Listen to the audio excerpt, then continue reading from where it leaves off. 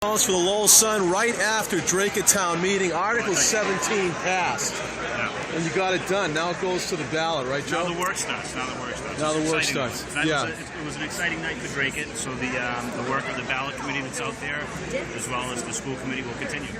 Yeah. Does it feel like deja vu a little bit with the schools, Dan, maybe? The school building project? Yeah, it felt good. We got a long way to go, and hopefully we can continue to make progress in this town. I feel like Dracut took a big step forward tonight. Right. And I noticed that in Dennis Piendak's budget, there's $200,000 for the police, fire, and Department of Public Works. Yeah. So they have already received a little bit of a boost that might help the schools cause, you think? No, I believe that was a Prop 2.5. That'll go to ballot as well. That'll go to ballot. Well, okay, Yep. so that'll be on the ballot as well. So there'll be a piece of the pie for everybody? They did pass the meals tax tonight, too, so that's Right. some additional revenue for Dennis to use. Yeah. So what's next? Just educate the public? Back to bed. Nice job. Thanks, Joe. Dan. The chairman of the school committee. You just heard from Betsy Murphy that Dracut is changing. I assume she means Dracut's changing for the better. You think that you have a chance with this I think the town is I think it really is changing. We're coming to a point where parents can organize now through a few leaders and really begin to send a message to the town selectmen, the town manager, and the entire community that we need to support our schools. If there's going to be one priority in this town, it has to be education. Without education as a priority, people will be leaving the town. People will not be buying homes in this community. So we'll see more of you this summer, Dr. Mack. We'll be around. Yes. Thank you. Thank you. Thanks, John. John Collins, Lowell Sun, with Kathy Richardson, the selectman chairwoman. Kathy, what's your impression of town meeting overall? Overall, I think it was a good meeting. I think it was productive.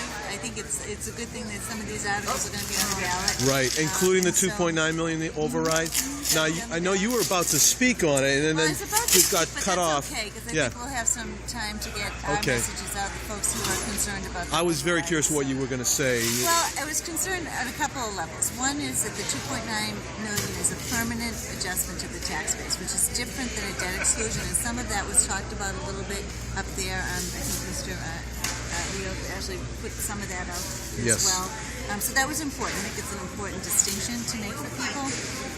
The other piece is that Dracut is unique in that we are a 90%, and I said this at the select, 90% residentially taxed community, which means that a lot of our businesses are small.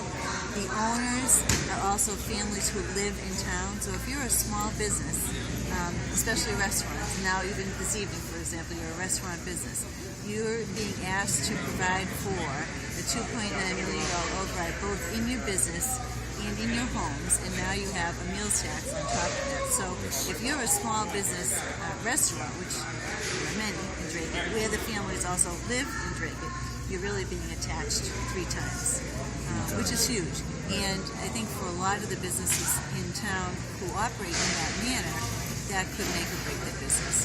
So, and the other thing is that people talk a lot about, when I heard the people talking about school and development and bringing people in and having more residential developments come because the schools are great, it is true that schools do attract residences to towns, which is good if you're not Dracut and you have a better commercial base or a better industrial base to offset the infrastructure that residential development requires. So in other words, if in the community like Dracut we continue to build as we are building, whether or not the school system is good or bad, we continue to build as we're building right now, at some point the infrastructure will not be offset with the tax revenue that's brought in by residential taxes. And so we may be in this predicament again. It's hard to say. You've been a voice for the people on lower and fixed incomes that may be more greatly impacted, you feel, by this. Well, you figure, when you think about it, the woman that spoke at town meeting, I think, is an example of that. When you have a fixed income and you're looking at water rates going up, sewer rates going up, you're also getting the taxes attached for the high school renovations. Greater Oak is also being attached. So they're being hit in several different directions, and if you're on a fixed income, something like a $2.9 million override may be the distinction as to whether or not you're able to stay in town.